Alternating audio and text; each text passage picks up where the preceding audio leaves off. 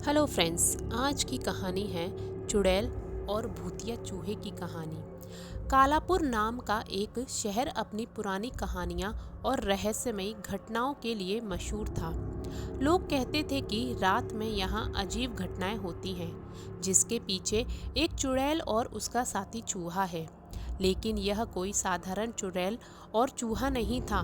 यह दोनों मिलकर एक अजीब गठजोड़ बनते थे। ऐसा गठजोड़ जो समझने के परे था। शहर के कुछ मील दूर एक घना जंगल था, जिसे मौनवन कहा जाता था। लोग वहां जाने से डरते थे, क्योंकि वहां अजीबोगरीब आवाजें सुनाई देती थी। इसी जंगल में एक पुराना मकान था, जहां चुड़ैल रहती थी। यह चुड़ैल इंसानों के सपने में घुस जाती थी और उन्हें दुख सपने में बदल देती थी। लेकिन सबसे अजीब बात यह थी कि चुड़ैल का साथी एक बड़ा और भयानक चूहा था, जो इंसानों की यादों को खा जाता था।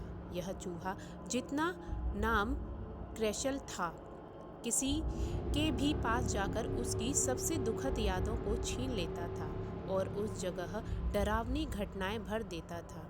शहर के एक अनोखे व्यक्ति अन्वेष ने इस रहस्य को सुलझाने की पीड़ा उठाई।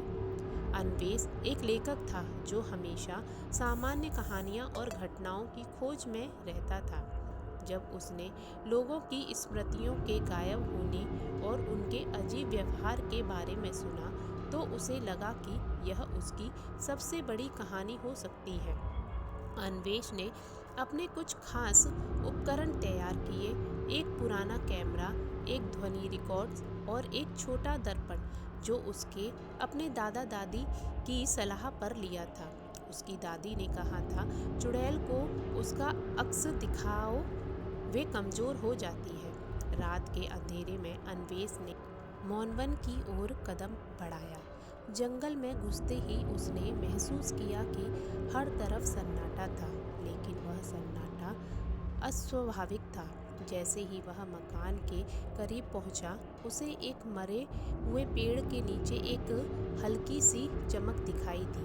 अन्वेष ने जैसे ही मकान का दरवाजा खोला, उसके सामने चुड़ैल खड़ी थी। उसका चेहरा झुर्रियों से भरा हुआ था, लेकिन उसकी आंखों में अजीब सी चमक थी। उसके पैरों के पास वही चूहा बैठा हुआ था, जिसकी आंखें लाल और डरावनी थी।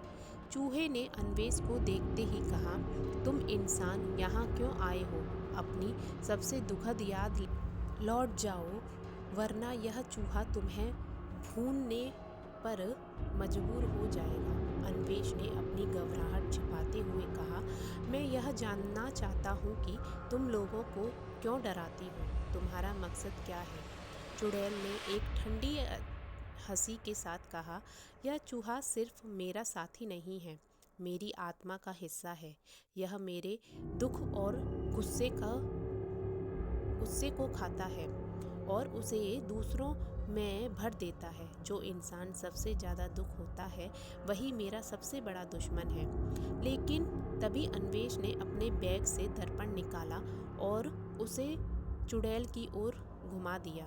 जैसे ही चुड़ैल ने खुद को दर्पण में देखा, वह चीखने लगी। उसकी चमकती आंखें बुझने लगी और उसका शरीर धीरे धीरे धुंध में बदल गया। लेकिन चूहा चुप नहीं बैठा। उसने तेजी से अन्वेष पर हमला किया।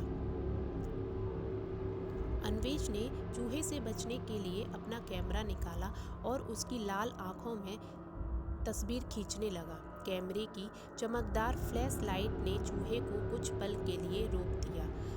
उसी दौरान अन्वेष ने अपनी एक पुरानी कविता की पंक्तियां जोर जोर से पढ़ी। यह कविता चुड़ैल और बुरी आत्माओं को शांत करने के लिए बनाई गई थी। चूहे ने एक अंतिम चीख मारी और वह गायब हो गया। अन्वेष ने उस मकान की दीवारों पर एक खास मंत्र लिखे, ताकि कोई और चुड़ैल वहां वापस न आ सके। कालापुर में धीरे धीरे शांति लौट आई।